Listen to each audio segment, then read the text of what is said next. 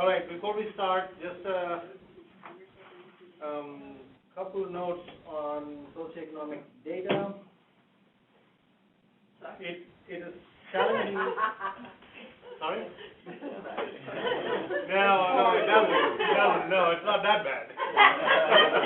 It's not that bad.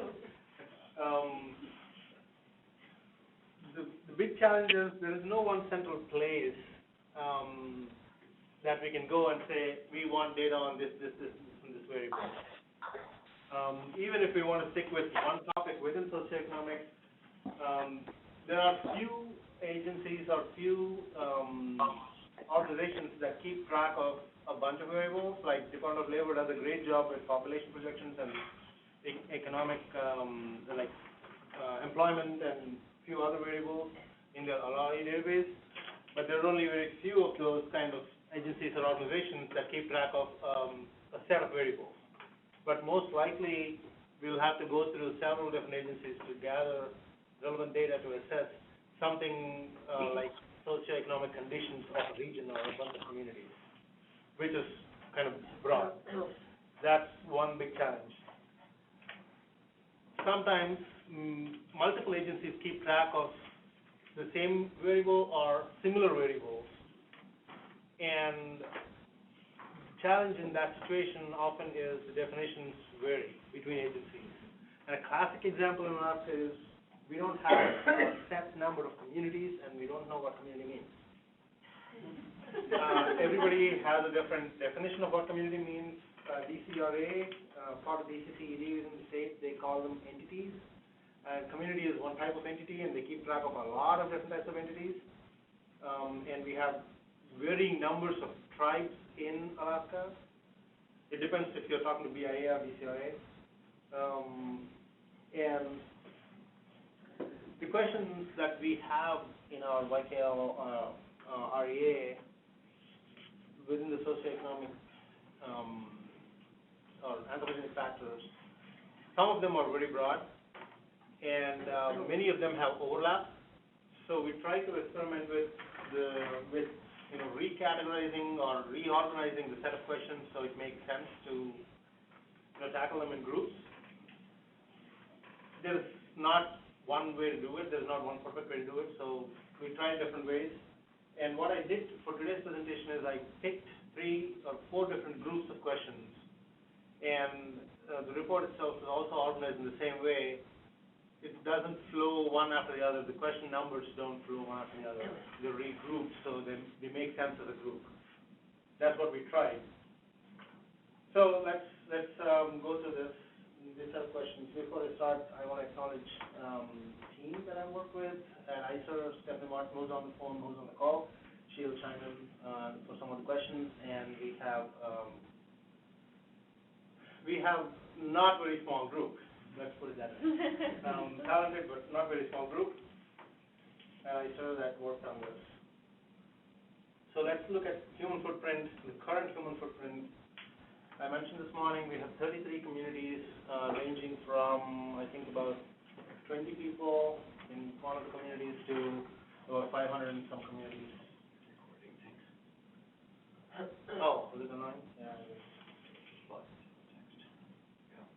Thank you. And to compute current human footprint, these are the major things that we consider. Community footprints, transportation network, energy, infrastructure, resource extraction, that is mining essentially, because there's nothing else other than mining in terms of resource extraction in this region, recreation and subsistence. Like I said earlier, each of these come from a different source. We try to compute it all together. We'll go one by one. Transportation networks. We don't have one consistent set of data for transportation networks. This is what we could come up with from the best available data. There's a lot of different trails in the region. Some of them are more used than the others. Most of them are historic.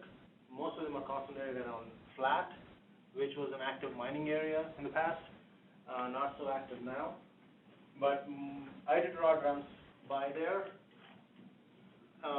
majority of the trails that we see in the region are between Platte and McGrath and up north to Yukon.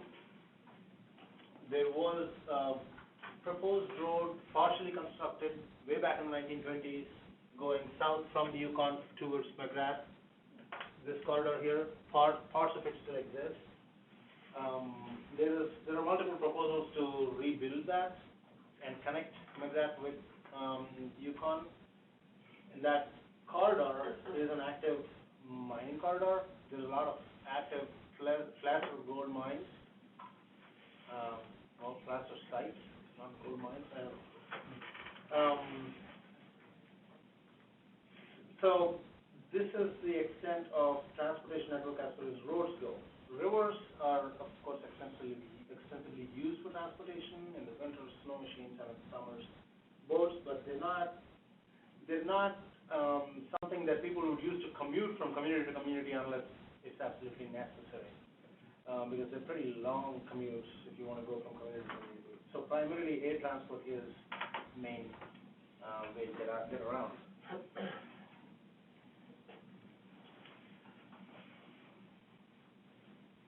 Next up is mining. ARDF served as the main source here. I have the resource data file, and we looked at the slide in the morning. The number of placer mines that we have in that file is 150, and they date back all the way to, I think, 1910s, 1920s.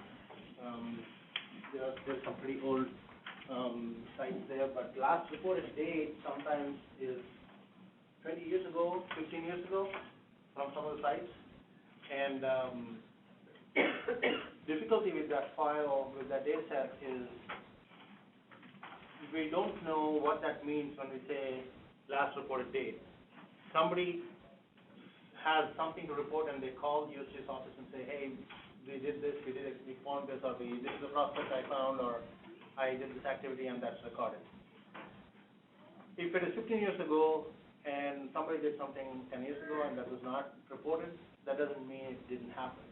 So there is limited amount of trust we can place in that, but that's the best source we have. We have hard rock mines in the same data set. We have 17 recorded in there with 5 active at the moment. And it's been more than a year since this was last updated. As you'll notice, the corridor that I mentioned earlier, this is the most active corridor as far as mining goes in YTL region.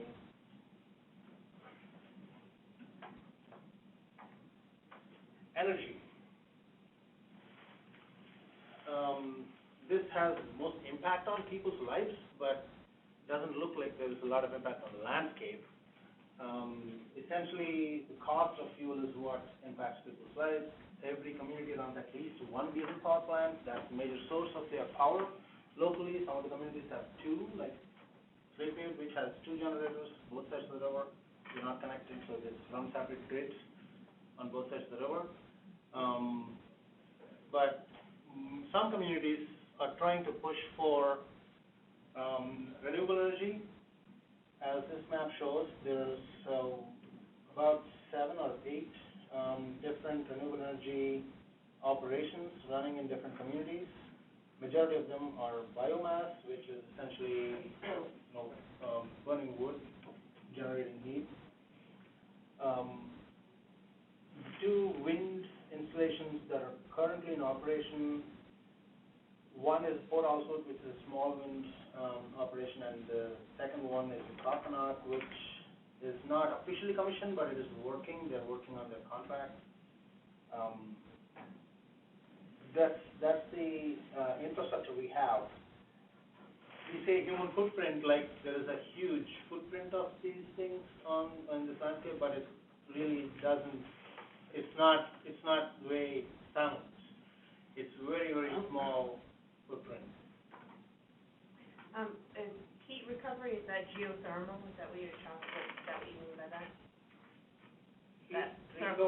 Heat recovery is, what happens is sometimes there is excess heat generated within a power plant, and that is redirected to serve like coconut is one example, I don't know if that's pointed out here. Coconut plant is not completely commissioned yet, so it's not pointed out here. But there's excess energy generated, or excess heat generated in their power plant, and that heat is diverted into heating spaces, like school or something. So that's where it's already occurring. Right. It corresponds with the potential for geothermal, though, interestingly. Actually, the two some of the hot springs features in that area are right near. Near those two. So I just assumed. Yeah. Yeah. Near Red Devil? There's a hot spring near Red Devil? South of McGrath, there's a hot spring on BLM land, and I don't know the name of the basin, but actually northwest of the Holitna Basin, where the oil field is down near Lime Village. Right here? This is Lime Village. There's actually another geothermal feature up there. It's in our, it will be in a report that we're working on. Okay. But it's not developed, neither of those are developed. They're not developed. No. Yeah, neither of them are developed. But I'm pretty certain that there is no hot spring here. That's Red Devil. Oh, it's not Red Devil, no. I can't, that's such a large scale map, I don't know. But it's in that area, there's Yeah. another. Okay, sorry. No, no, I'm trying to make a point about, when I say human footprint and I show energy infrastructure and the map is covered with all dots and it's suddenly thinking, wow, there's so much human footprint, but that's really not the case. It's very minuscule. This is recreation. Again, these are the recognized national wildlife refuges or national parks. Those are the areas, now that you pointed out some discrepancies in the areas of the land status map that I showed earlier. Now I'm questioning these two. I have to go back and check and make sure these are right. And I did check on the land status map, and those numbers were wrong. I got new numbers there in email.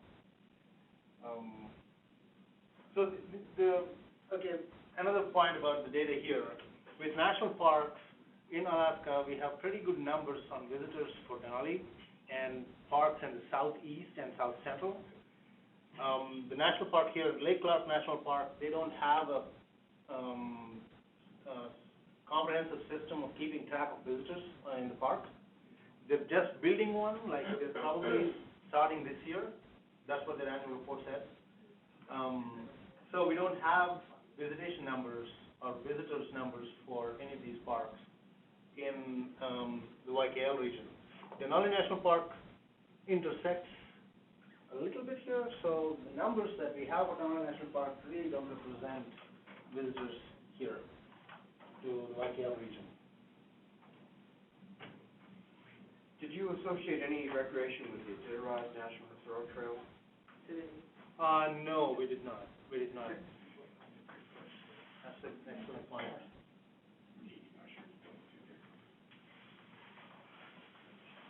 Yeah.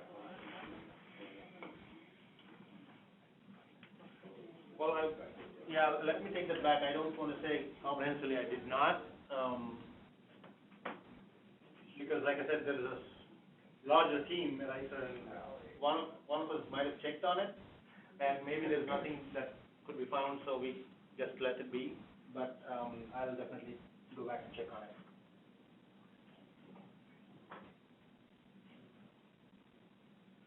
Continuing with recreation, we looked into sport hunts, and these are the sport hunting numbers for caribou on the right, and both of them show moose.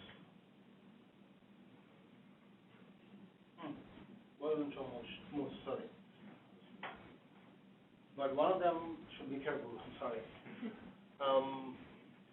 Essentially, the big point here is just looking at caribou harvest, it follows the presence of herds as we know them to be. And moose chestnut herd, correct me if I'm wrong, is around here, right? To the south, yeah. And red here represents higher harvest numbers. Those are only sport harvest numbers, right? These are all sport harvest numbers. They follow the distribution of these herds. And if you look at the numbers of harvest. Caribou harvest is declining, has been declining since '97, since when we kept good track of those numbers. Moose stayed steady. Does that include, Western Arctic at all, or is that all Mulchatna that you're considering here? It's all. It is from all these GMUs. All of it, okay. And Western Arctic really, they have, I'm trying to remember the right terms here. Winter range. Winter and peripheral It's range. peripheral range, so it's not really that accessible. Before '97, they didn't keep good track of caribou. Yeah, that's our sense, because the numbers really jump up, which seems like they just didn't really keep good track of those numbers. So Walker, when we were talking to James about these graphics, did you guys ever do any analysis of local harvest as well? 'Cause Sorry? This is just sport harvest, and I remember talking to James about these graphics and this data a while back. Did you ever do any analysis with local harvest as With well? subsistence harvest, you mean? Yes. Yeah, we have those maps, I have a couple of them here. But there are limitations to that too, we'll talk about them. Could we ask a question on the units there for the, they seem to track or make sense somewhat for what I could imagine the number of caribou are, but are people really harvesting 3,000 moose? I want to say yes, but The unit of measurement there. So the average harvest Yeah. there is Or do you just mean across the whole. 300? Or is that Scale on the legend. average harvest? If those are right, it makes sense. yeah, these are average, on the map in the legend, these are average harvest per GMU. So what's on the table? What's on your graph? Total, That's total. so that would make sense. Yeah. If the averages are like Yeah. 50 and they're. There's 1, 2, 3, 4, 10 GMUs. Okay. So yeah, that's total numbers. This is sport harvest though, it's not subsistence. Did you think that was high, Shelley? Yeah, for the moose it seems high, and I'm trying to see from the chart, even if you add up, like the green is, 11 to 25 moose, or whatever, and then the highest is that category 61 to 125. So if you even had all 10 of them were 100, it would be 1,000, right? I don't know how many units there are in there, but I think 3,000. Maybe you could just double check that. Yes, So those are caribou. Well, we, read this much. Oh, but the figure. It may be the statewide harvest, or something just doesn't seem right about that. It seems like statewide harvest. Contrast and compare to the YKL versus what state's got done. Yeah, so we're not gonna solve it today, but No, that'd be good. no, to we're look gonna at. Double check, yeah. double check.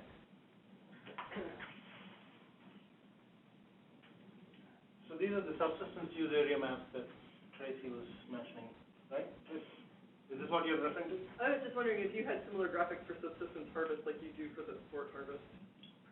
No, that would be, difficult to get because, I don't know if I have the table on here. No. Subsistence harvest data comes from ADF&G Community Harvest Surveys. And they, as most of you probably know, they don't conduct those surveys every year in every community. And we could not really establish a pattern in terms of how they do it. There probably is a pattern, there's probably a logic, but numerically speaking, we couldn't really establish a pattern. But when they go to a community, they ask about a lot of different subsistence species and resources, if they harvested them or how much they harvested and whatnot, all kinds of questions. Along with those questions, they also ask people to map the areas that they go to harvest, whatever they're harvesting. And this is just from 1 year's worth of data. And they didn't come with metadata, so we don't have much information as to which year we are guessing is the most most recent year, which is last year.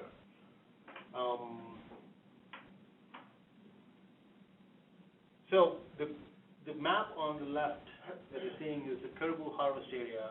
So this is, if you can imagine, people going to individual family members, whoever they're surveying, and asking them to draw a map.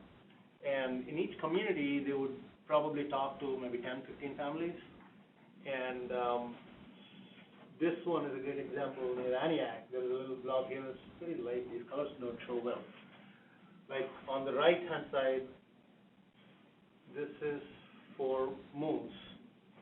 And somebody pointed out this area just south of Antioch. That's one person pointing out. I'm pointing this out here to just establish, make a point that this is not exactly, this is not very reliable, but this gives us an idea of where people go to hunt or gather whatever they're gathering. But essentially, there are overlapping areas between communities on many of these resources that they gather or hunt. And if you notice, in these two maps, which is for moose and caribou, and the next two, which are for salmon and northern pike, most of this subsistence activity happens on the rivers or along the corridors and close to communities, which we all know it's not exactly news to us, but it validates that knowledge that we already know. So that's the most important area along the corridors between close to communities. That's where we have more subsistence happening. And if we have more, ADFNG has more use of data, and they're not all digital, they're not all ready to be accessed and used. So they are working on it. They apparently got funding from either, I don't know who, there's a grant that they got from one of the LCC folks. They are working on putting up a digital or GIS interface on their website, trying to digitize these maps. So they'll soon be available. So big picture limitations and data gaps. I mentioned the community footprints. This morning, we don't know how these were obtained, but they seemed to overestimate the actual footprint. Mining, there's only a single source of information, inconsistently recorded, but that's the best source we have, so we probably can work on improving that. Subsistence use areas is just 1 year's data, so that's limited in terms of how much we can derive from it.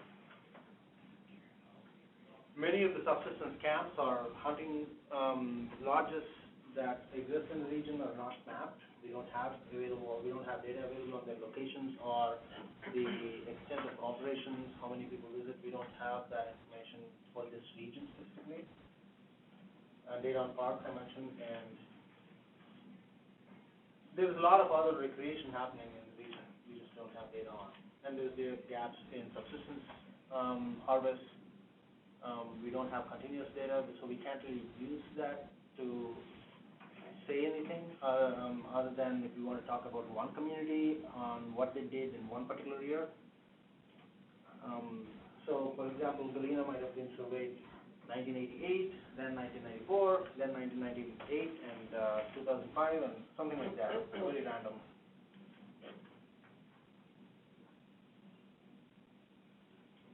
Land status. I want to hide the table, but I can't. Land status, a big point we should discuss is the difference between what the state patent or TA and state select, all those three categories mean. State patent is land that was patented to the state of Alaska as a resource for its survival or for its development. TA stands for temporary non-authorization, not allocation, I can't remember the word now. But essentially what it is it is temporarily waiting to be patented, transferred. And that is almost conveyed, but they're waiting on some legal processes to get through. The third category within the state paid and the state select. So state selected this land, but they didn't go through any sort of either temporary or permanent transfer. What that means is state select lands, federal government still owns them, but they restrict any use on them, and state can allow certain uses. But whoever is using land, like for example, hunting, let's say, or mining extractions, if they want to stake a claim on state select land, they can, state can allow that, but it's at considerable risk. If the federal government decides, no, they don't want to convey that piece of land for whatever reason, then that claim is not valid anymore. So there is considerable risk. That's the restriction on state select lands. The similar logic applies to native patents or interim conveyance. IC stands for interim conveyance, and native select. And when we say native, it is really native corporations, not individual native villages. The way land is conveyed to native villages is another process called 14C3 within ANCSA, and that happens from the federal government to native corporations. Local native corporations convey land to the local villages, but that conveyance is done through the state government as a trust. I can go into more detail if you want to know more, but okay, I see a couple of nods no. The question that is part of the YKL REA is what are the lands or where are the lands that are not settled yet? And the only thing that we can come up with in terms of what do we mean by not settled is the select lands, state select and native select lands. These lands are kind of in a limbo. We don't know what the status is going to be of these lands. If federal government will approve or not approve, but state or native corporations selected these lands to be conveyed to them. Please don't look at the table at this point. Can you, do you have off the top of your head that exact management question? Could you repeat that to us? Yeah.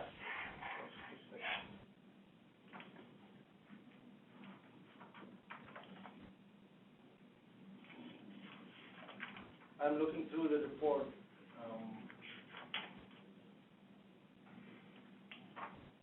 If I remember it right, it's what are the unsettled lands? Where are the unsettled lands in the region? It's a weird question that we would have asked, because we're the holders of that information, so I don't know why. I'm blaming you for that question, Karen. See if we're right or wrong. Test. Make sure we can. I'm not saying we right did it, thing to do. sorry, it's out. It's weird that we wouldn't have thrown that question off the bus. So, I'm gonna find it while you're here. while Monica's looking for it, we'll go to the next slide and. Okay, so we tried to go into the future. Now that we know that we can't really understand the present, we try to see what we can say about the future. Transportation routes, near and long-term situations or scenarios. Okay. I think I was warned not to use the word scenario, but yeah, where are unsettled land claims? Unsettled, not unflagged. Unsettled land claim. And that sounds like it. The answer we gave you. Okay, let's not talk about that anymore, but we don't know what the hell we were asking, I don't think. That's the best interpretation we could come up with. I'm not saying it's not reasonable, it's just, I don't know why we would, that can't have been what we meant. Because it makes no sense for us to have asked you to tell us what our land status says. You didn't do anything wrong, I'm just saying, because we don't know what it means anymore, but we had to have meant something different. You knew 2 years ago. Yeah. Apparently. Well, there were two questions on land status. What is the current land status in the region? That's the first question. The second one is where are the unsettled land claims?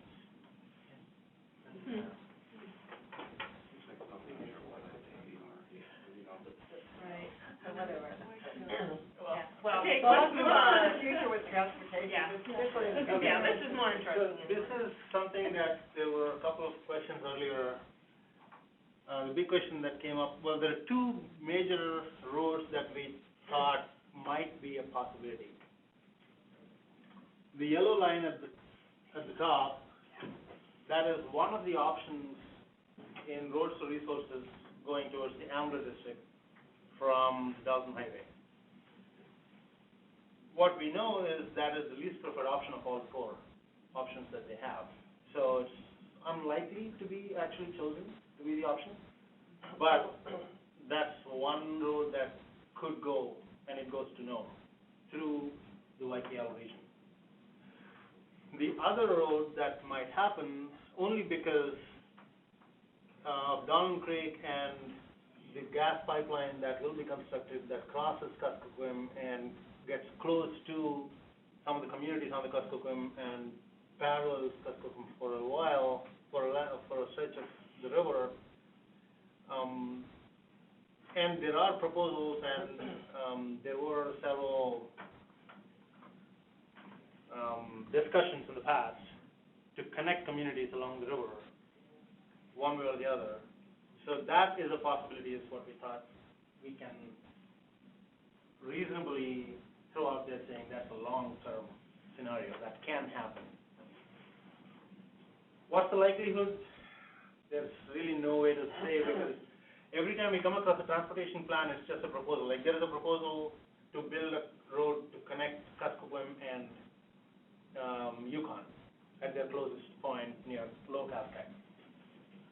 There were, I think, at least 3 different proposals to do the same thing over the last 3 or 4 decades, but none of them happened yet. So what's the likelihood of anything of this sort happening? There really is no way to tell. The population numbers, if you look at it and say, okay, well, the population is increasing, so there will be demand for transportation network. The population is actually declining in the entire region. Only Lake Iliamna communities are increasing in population over the last 10 years, but that is minuscule. That's really not an increase. We looked at the possibility of increase in population due to Donald Creek. The Donald Creek's employment numbers, their projection numbers, the employment that we created is less than available workforce right now in the region.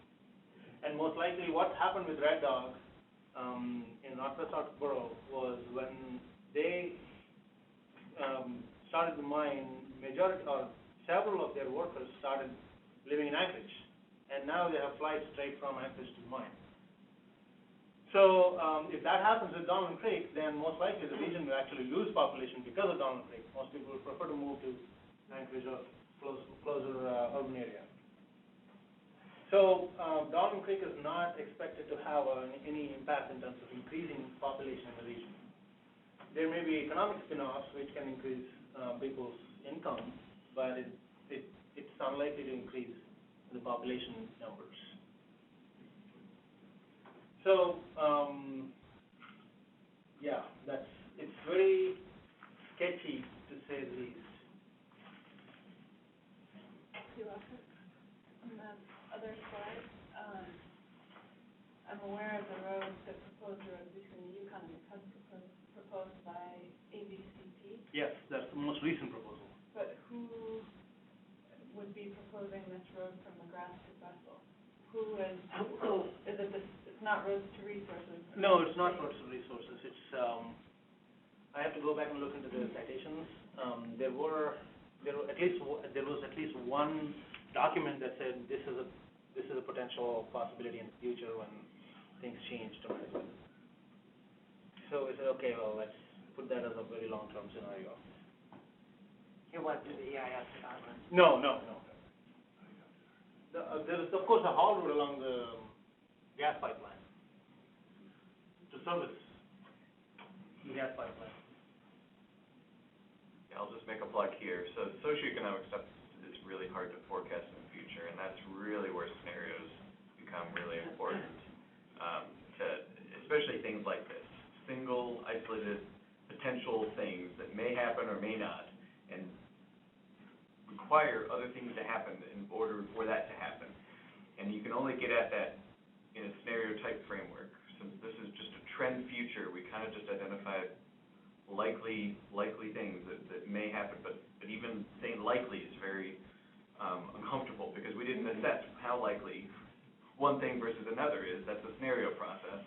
This is just a trend, and so Walker's explained it well, that these were realistic sounding proposals that give us an idea of where roads could occur, and the resulting impacts. So we've seen this with the landscape condition model and all the resulting impacts throughout. We know now roughly how much an impact a road would be to bisect the entire region. So it gives an idea, but it's definitely where it's not a forecast. It's a possibility, definitely not a forecast. Certainly nothing that we would hang our hats on and say, yes, this is going to happen by 2060. I had a couple of questions. One, did you look at the state's asserted RS-2477 routes as roads, because those are pretty certain to be existing trails at least. And I know for a fact that there's a fairly well-developed pioneer road or trail that you can ride a four-wheeler from Tanana to Caltag along the north bank of the Yukon River, but it doesn't sound like that showed up in any of your data sets. So I'm just curious, was this just one data source and stop there, or how deep did you dig? No, I think this is at least two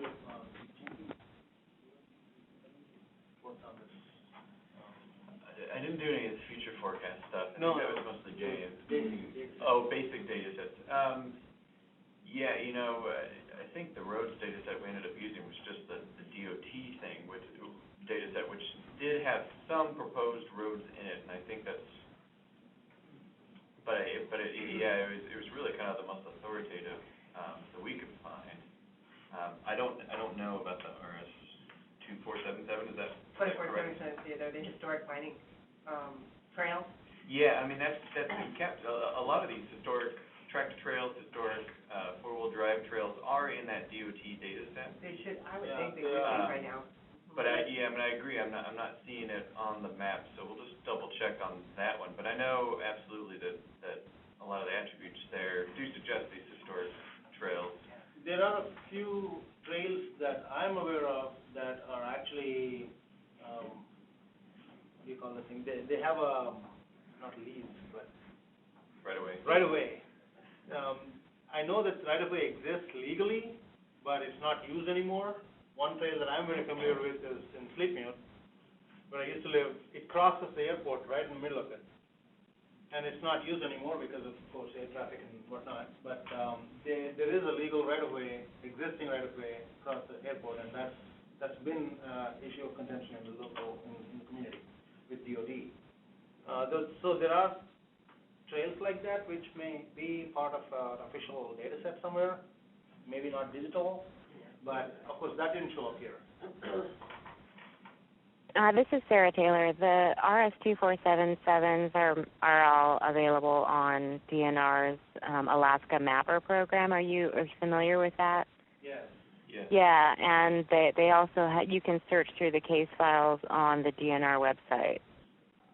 So Sarah, do you know if those 2477s end up at DOT in any of their documents? Oh, yeah, but only if cause RS-2477s, they're something that we have reserved and et cetera, but the likelihood really of any of them being developed is suspect most of the time. It's more about I think DOT really takes an interest when those interests align.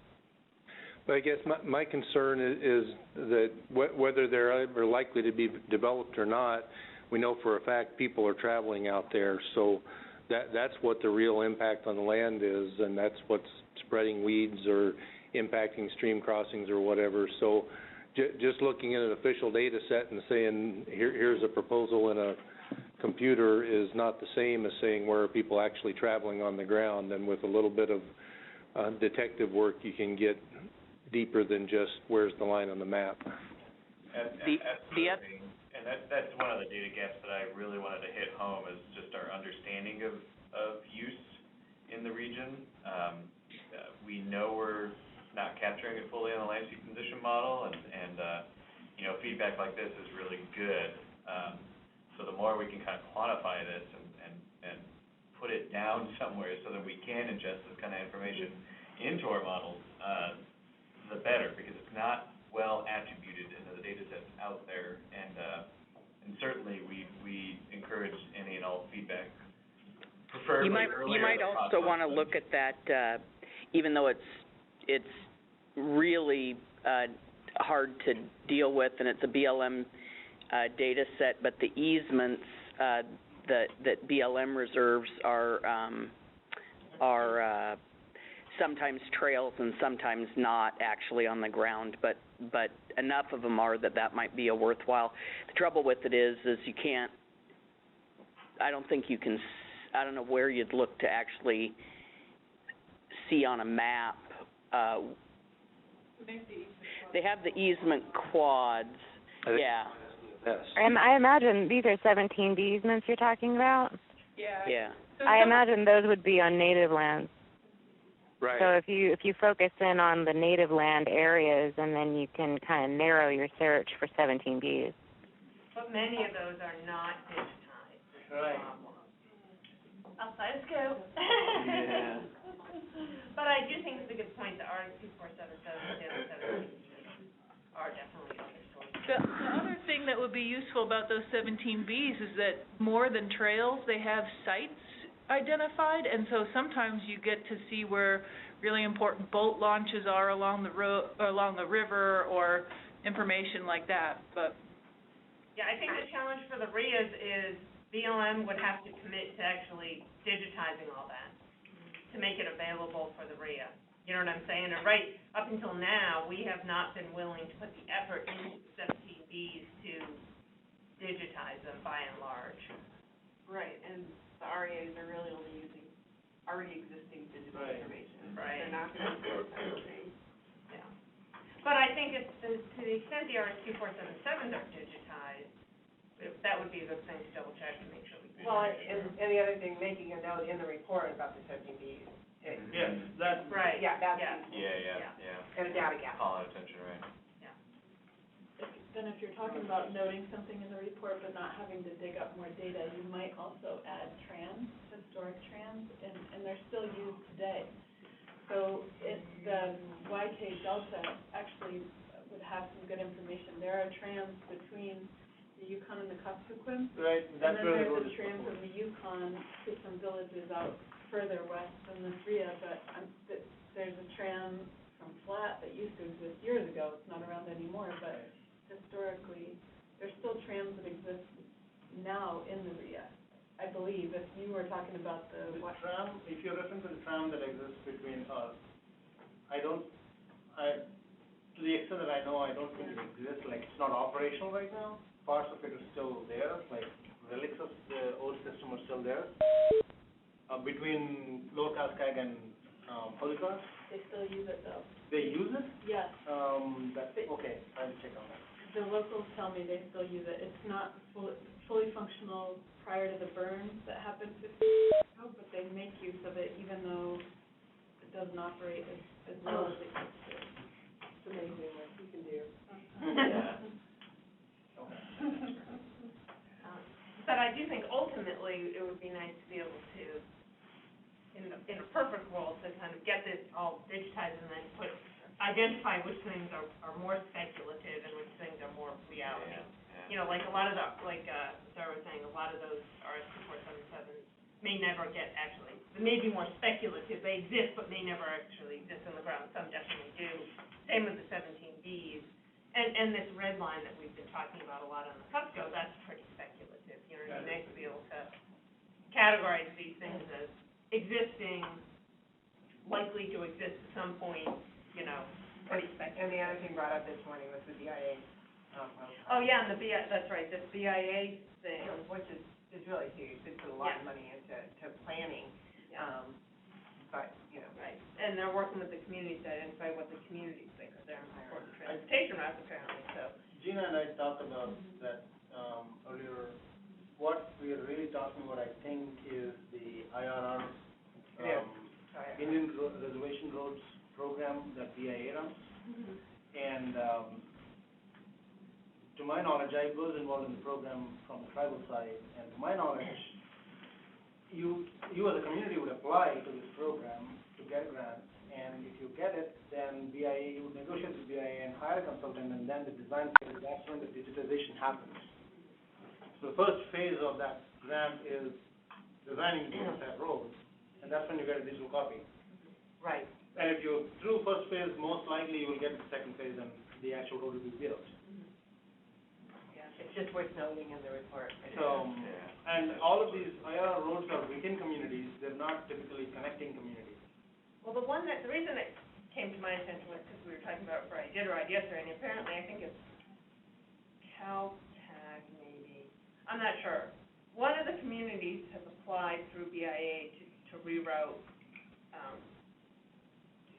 the part of the Iditarod fallen into one of the rivers where it is, where it actually exists on the ground and they're not just running it on the river, and they're moving it, they're proposing to move it from where it's being routed.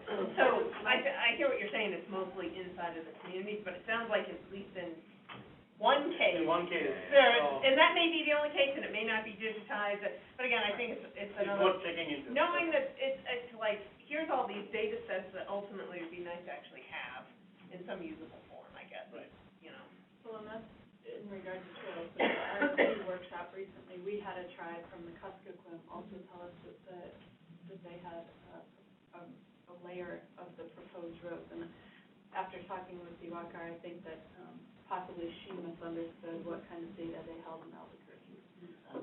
But she definitely felt that a lot of the Kuskokwim communities have been giving road proposals, you know, because they've become more aware of this funding source. Yeah. You know, and then, like I said, I think this idea of what's more speculative than not, because, you know, part of the reason this red line came on the map was because if the pipeline goes in, there's a lot of interest in those communities in accessing the power if we're gonna if that's gonna happen, I mean, if those communities are gonna stay viable, they need affordable power, right? And if a pipeline, we're spending hundreds of millions of dollars to put that pipeline in, it seems a little bit insane to then not actually build a power plant and provide power to the communities that are there. And if that's gonna happen, then, you know, at least parts of a road would probably get constructed. So I mean, that's a heck of a lot of speculation. We don't even know if the pipeline's gonna get built, much less anything else, right? But, you know, we had to put some stuff on the map, so it's kind of like the road to Nome. Yeah, it's a road to resources, but it's the least likely route. So we put it on the map. It's kind of the maximum scenario. The red line is the same kind of thing. I'm just watching the clock. So. Yeah, And sorry. where this is all going really is, the difficulty we have in terms of using, socioeconomic data to say anything meaningful for the future. Especially when we're talking broad brush answers. Yeah, I think that's why you get this conversation going on. Very interesting to mention that we tried to do a high scenario and low scenario. Anyway, we couldn't even figure out. 10 minutes, Walker. Can you do it? Sorry? 10 minutes. 10? Oh, I thought No, we had a wrap up, but, Okay. that's okay, we can wrap up in 5. This is mining. So the one on the left shows both Donald Creek and Pebble. We all know that Pebble is up in the air at the moment. We don't know what's going to happen with that, but that's the active claim right now. So we identified that. Donald is going through the EIS, and the rest of them are active claims. On the right, you see these are active placer mines as according to the ARDF file. Now they overlap with active mining claims. So we identified them as potential active, potential future placer sites, placer mining sites.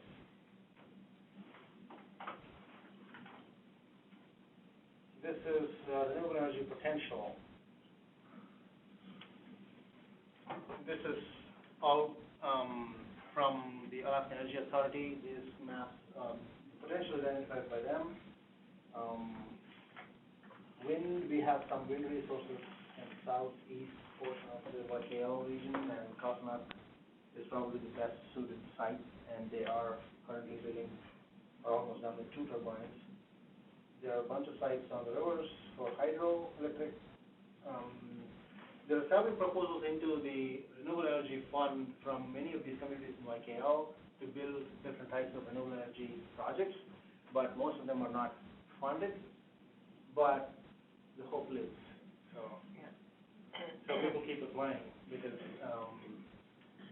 one obstacle that they have is hydro technology especially is not developed enough to be built at a scale that would benefit the communities. They're talking about hydrokinetic turbines in the rivers. The technology needs to improve so it's viable for these communities to use it at the scale that they want to use it. That's one big challenge with hydro technology.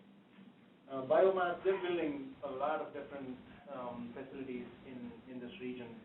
The most recent one I think was built in Kapanak, Sleepness. So they're building more and more wood kilns. I think that's what they call them, wood kilns.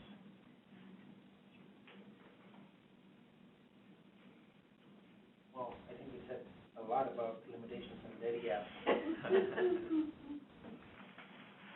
Socioeconomic conditions, what we tried to do, as I mentioned this morning, we tried to put together a socioeconomic index using a whole bunch of variables. We thought we could do principal component analysis and come up with one single number, like we have those clients, but didn't work out. The problem is the too few communities. So we tried the entire state. There's not enough variability among rural communities, so there's not meaningful results that we could interpret. So we gave up on that idea and went back to the classic way of explaining communities. So this is what we did. We divided the entire 33 communities into 3 groups: Yukon, Kuskokwim, and Lake Iliamna communities, and they're predominantly native. They're a young population. We look at gender ratios. We tried to do population pyramids for each community. There's just too many pyramids, and for a while it was just dizzying. So we just grouped them again and looked at individual. As you can notice, the dependency ratio, what that means is the number of elders and children that depend on the wage earning population is pretty high in most of these communities. Young populations move out for jobs, and maybe they're sending back money like remittances. We don't know that, but dependency ratios are pretty high in almost all of these communities. Walker, what's up on the left versus the right? We can't see the very bottom of the screen. So left versus right is what? Yeah, but there's 2 pyramids for each. Yeah, that's male, female, but why, then go to your right, there's another. Why are there 2? Oh, sorry, 2000 and 2010. Okay. Oh, okay. I didn't say that. Okay. 2000 is left. Yeah. Left. Yeah, I have a problem with left to right. 2000 is left, and 2010 is right. Yeah, especially the Lake Iliamna community. Well, like all the kids seem to Massive be lots of kids, disappearing. yeah. All of them are like. Yeah, pretty much all throughout, right, yeah. Yeah, they really, Like the 10 to 14. Where it all- Yeah. 10 to 14-year-olds all disappeared. What Yeah. happened? They got older. Yeah, but they're not, like, it's not a, I Yeah, mean. they go to the acres. Go west and. Right, they migrate. That's what happens. They migrate. Right, but it's but just new interesting kids that- didn't get born. Yeah, so it's like several stories going on at once there. There weren't a ton more little kids anymore. Like there was a big growth surge and then they all left. Right, and this is another problem with small numbers. It's really hard to make sense of these small numbers. There's a huge fluctuation when you look at small numbers. Yeah, but all the communities have the same pattern. Yeah. That'd be right. Hard to explain. Real quick, what were the units on that x-axis? Is that, like, in hundreds? 200, 400? No, this is percentage. Oh, okay. Percentage of the population. Percent of the total, okay.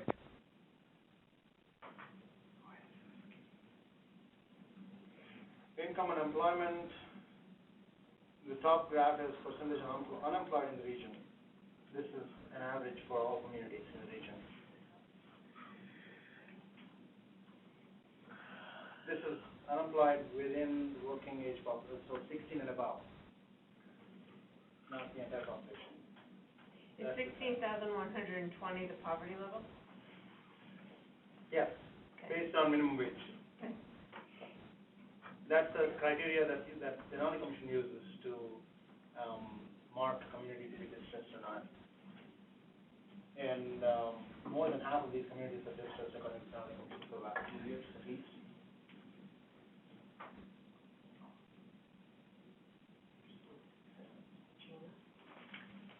So incomes are pretty low, unemployment is high, sad story essentially, that's the point. Either you have no data or it's bad. Right. No, I should end it on a better note. Fuel prices are pretty high. We looked at fuel prices this morning. The green here means high price, and in the average change from 2001 to 2010 on the right-hand side, the graph on the right-hand side shows every community had an increase in price in fuel in the last decade. Was that AEA data? Yes.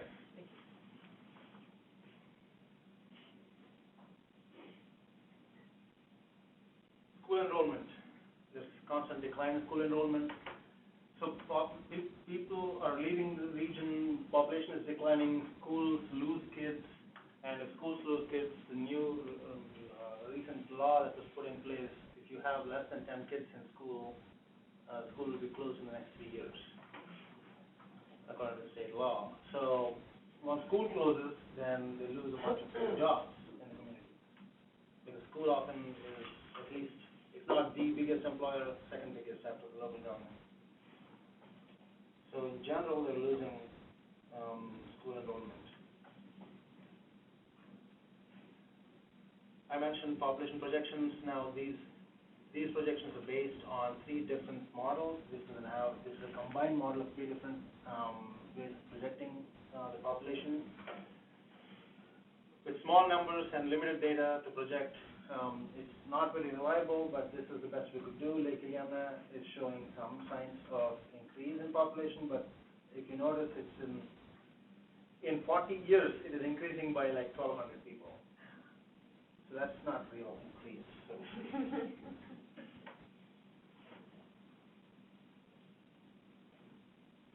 So that's the summary of socioeconomic conditions.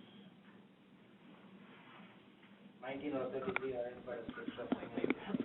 Hey, go ahead. No, go Tim. So now that I see what you're doing with those groups, would you mind going back to the map where you had the communities circled? Because there were some communities that weren't in a circle and some that were in 2 different circles, so I'm curious how... That's an artifact of my graphic ability. I could have drawn much more organic circles or organic shapes, but essentially what I meant to show there is Kaspaquim, Yukon, and Lake Iliamna. Lime Village is part of the Kaspaquim villages. Okay, and Holy Cross was Yukon. lumped north or to the middle? North, Yukon. Okay. So you said that there was going to be declining population, but then on the 3rd graph, the Iliamna communities look like the population would be going up. That's right, but like I was saying, It's in an 40 overall years, population decline, and that area might actually grow. right, that's what it's showing, but in 40 years, you're looking at 1,200 people increase, or an increase of 1,200 people, which is not really substantial. Yeah, from 800 to 1,000 over 40. 700 to 1,000. Oh, so, okay, yeah. About 300. That's 300 people in 40 years.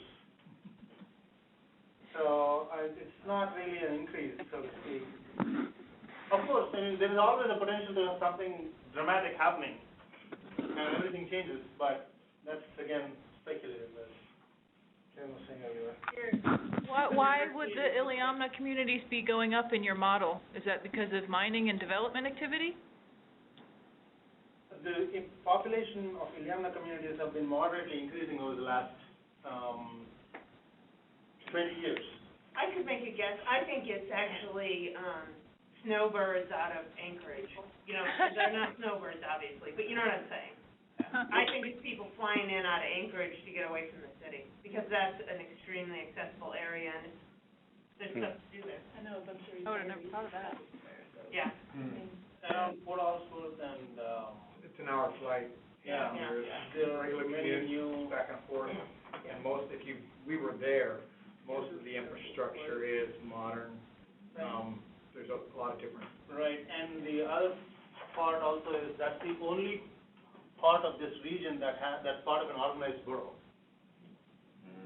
Sure. And that makes a difference because you have many more services available.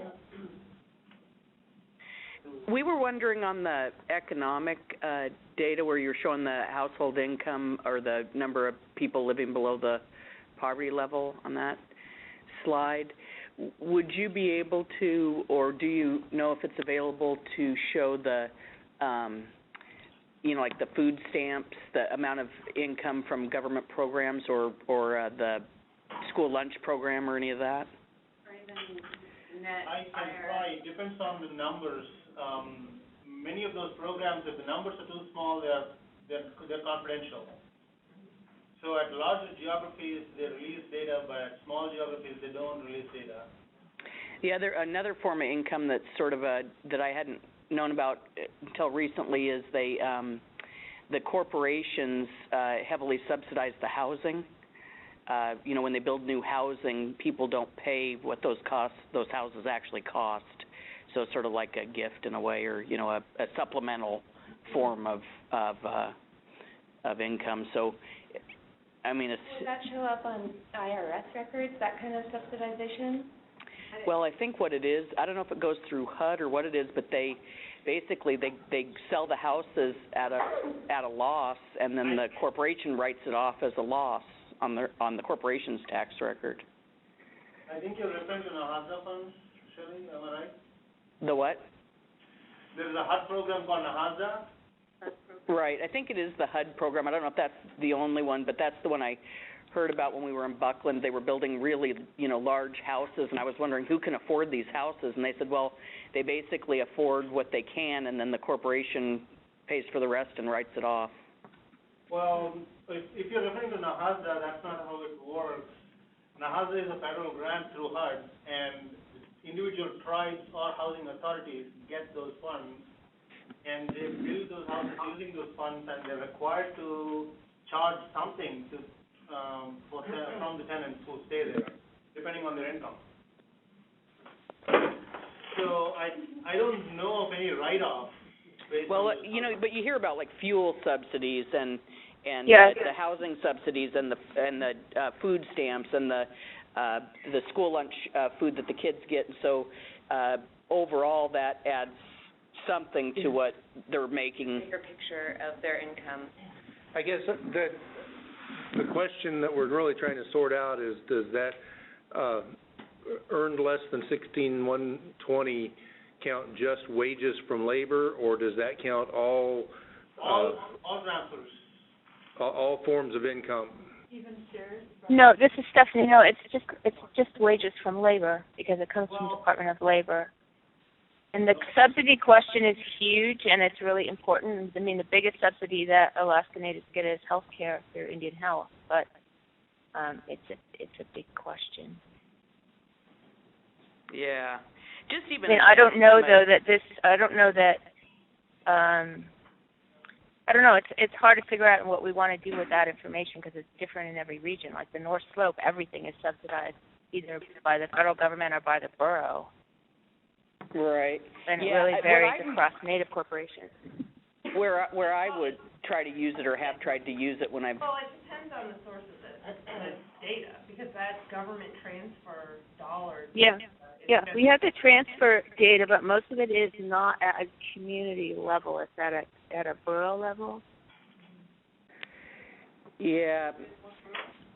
Maybe we could just, I'm going to make a note of those other sources Okay. of income, and then if we, because sometimes when we're trying to make a case that there's some disparate, you know, under the question of economic justice or whatever you call it, environmental justice, where you're trying to establish that that there's economic disparity or the magnitude of need for subsistence resources,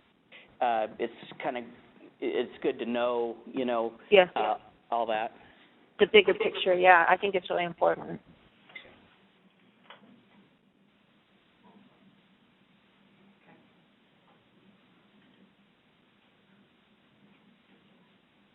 And the other thing that makes a difference too is the PFD. For a lot of houses, it's a big share of their annual earnings. A lot of households. We have those numbers by community. Yeah, we have some of that. Yeah, and What about so dividends? yes? Dividends? No, we don't have that from corporations, not from individual corporations. That's confidential, that's proprietary information. They don't share that unless I don't know how we get it, but, again, the same point that we made earlier, one good thing that comes out of all this effort is a comprehensive data set that will be delivered as part of this project that has about 1,200 different variables covering all kinds of different socioeconomic indicators.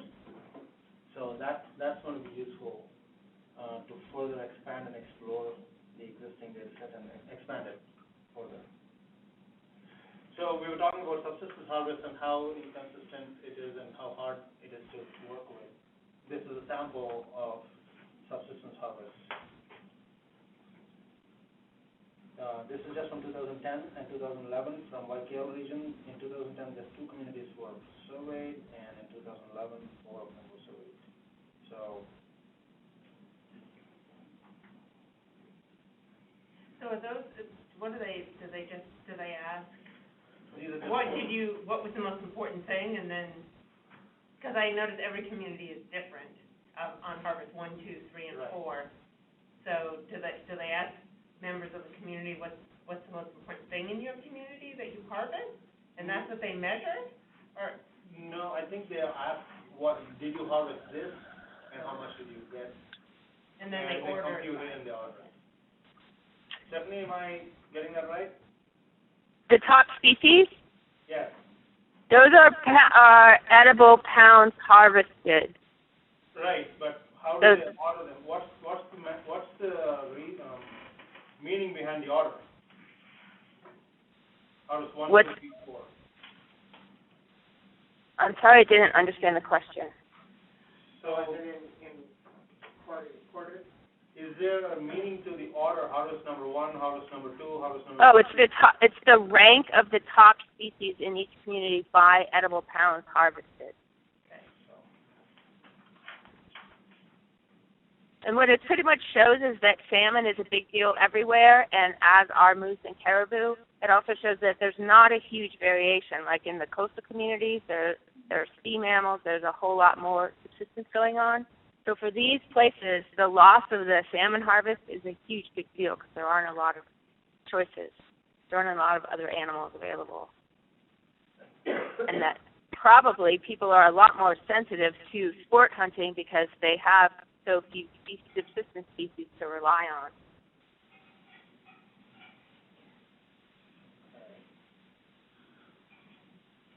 We talked about this morning, and lack of relationship between population numbers in communities and harvest numbers.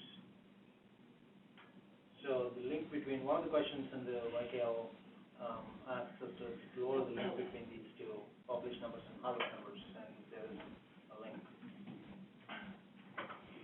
This is just a graph that shows the relative numbers of commercial and subsistence harvest. This is fish, salmon. Okay, a few things that I didn't show here because I knew I was... Can we go back to that slide for just a second? We were digesting it.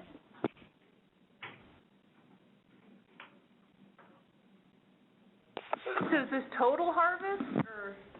For the area? No, oh. If it's commercial harvest and subsistence, then it's missing the sport, right, out of this numbers? Yes, that's right. But, yeah, But it's interesting, and it's fish, right? it is fish. All fish? Yes. The commercial and subsistence is salmon only. This is salmon only, and just the trend is interesting. Look at the commercial harvest of salmon, and it's almost nothing in 2000 and 2001. Does that include just intentionally harvested salmon, or does it include commercial bycatch as well? It's on the river, so I'm assuming it's Okay. what's reported to ADF&G in the X vessel totals from the X vessel data set. So I'm assuming it's everything, but I don't know that there's that much bycatch on the rivers. I don't know. But it just shows that subsistence has always historically been a relatively small share of the catch, and that how astronomically enormous it was in the late 80s and 90s compared to now. Yeah. Couple of things, sorry, we are running out of time, so I'm trying to push it Okay. along. Couple of things we didn't include in the presentation. Mercury contamination was of huge interest for many of the folks, and we identified potential, or not potential, but actually identified mercury contamination sites both from ARDF and from the Alaska Department of Environmental Conservation, ADEC. So there are a whole bunch of sites from ARDF that have mercury in them or around that site.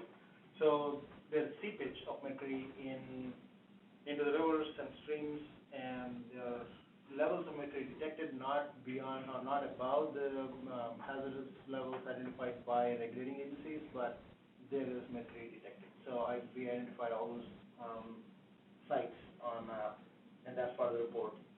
I'm trying to think what else I should mention. But you have the report and you can check them out. Traditional ecological knowledge was another big question. I have a bunch of slides on this one, but I'll really zip through them. There's not one place to go for this, and there are other areas in the state and elsewhere in the country and world where they're trying to build databases of TEK. And this was timely. This question was timely because we got to explore a little bit about what they're doing and how our efforts will fit into theirs.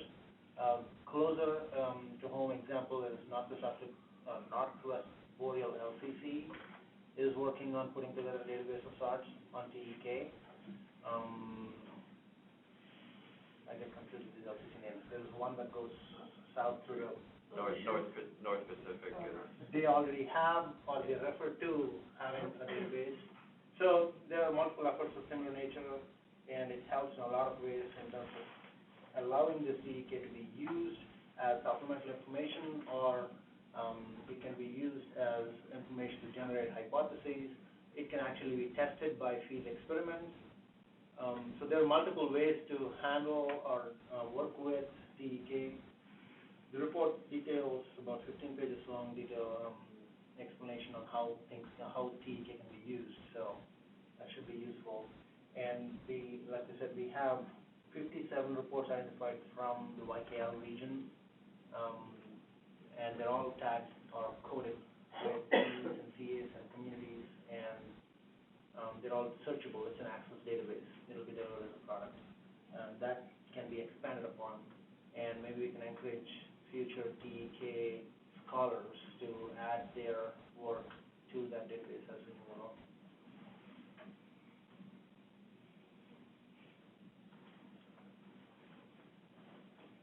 Okay, in the interest of time, do we have any more questions?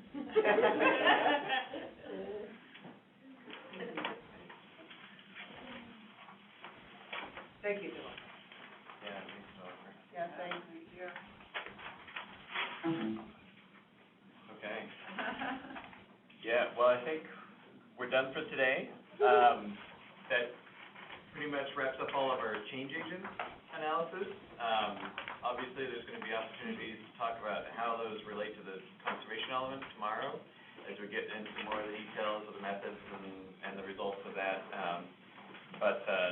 Yeah, hopefully this was enough to get you all caught up and understanding the results and enough to guide you as you read through the technical report and the eventual executive summary. But I encourage you all to come back tomorrow and listen to the conservation element perspective and piece and how we put this all together and more details about the integrated product.